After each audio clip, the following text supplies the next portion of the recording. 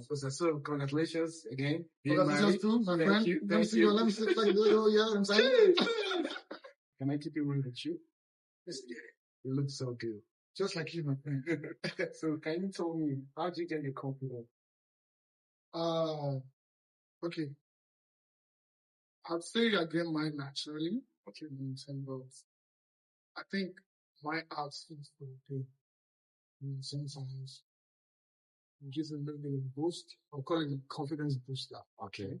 So something means I can walk into and confident in whatever my chance.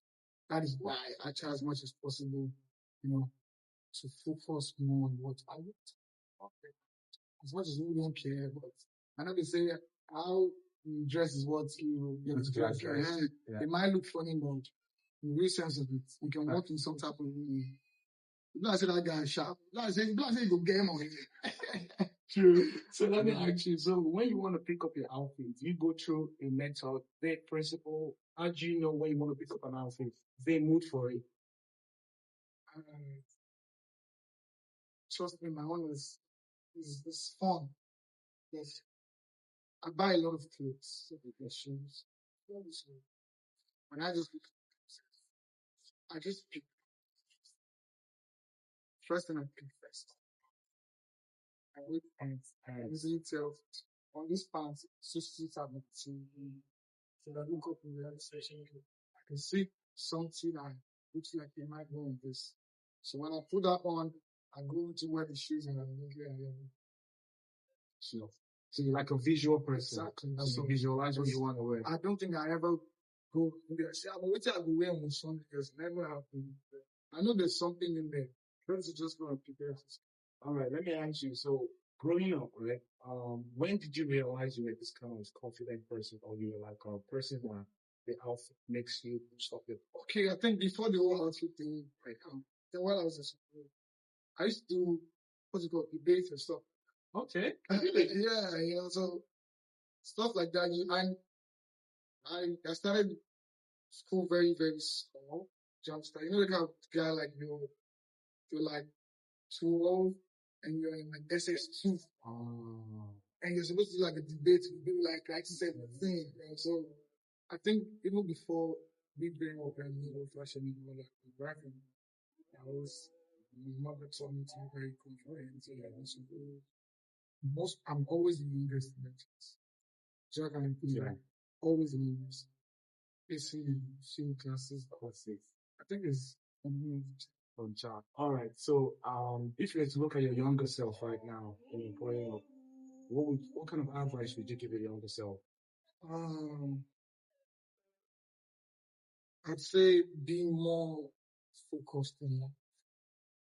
Sometimes we're so lost in whatever era that we're in, and sometimes we forget to be focused. We live in life where there's so many distractions. It's not like thing that in the public scene. Yeah. There's distraction means that you get and so I think at some point in my life, I've rather been less focused. Maybe I will be way more big. So I'd say, regardless of whatever time, whether you're 10, 22, 25, just have a target and stay focused. So, if you were to say one advice as being a married man and also, I mentioned again, being a father as well, your son, by the grace of God as well, what would you say has been one of your toughest or the biggest challenge? Prior to me getting married, I used to be someone that's good, patient. I want to get things done fast. If I think this being needs to be, anybody that needs to stop that you enter trouble with this thing because my dear, but I think marriage, something is patient. Two people can be right. Facts. You can't be right. Yeah. So I just feel like you need to believe that she's right. Same time, she needs to be very right. And so, before now, if I say my own is white, if you want it black, I don't think for you, baby. Why is it going like this? So, so marriage is patient. I think fatherhood has taught me to be way more patient. The patient for your wife is different when there's no kids involved. But when there are children involved, Christian said, when you guys go buy you go buy surplus. Because every little thing they can always relate it to the baby. It's even crazier for us that my child exactly like. So you're saying, like, Shabby, you can see. So you go do the camps, So, and I think I'm very grateful for the opportunity to such. Yeah.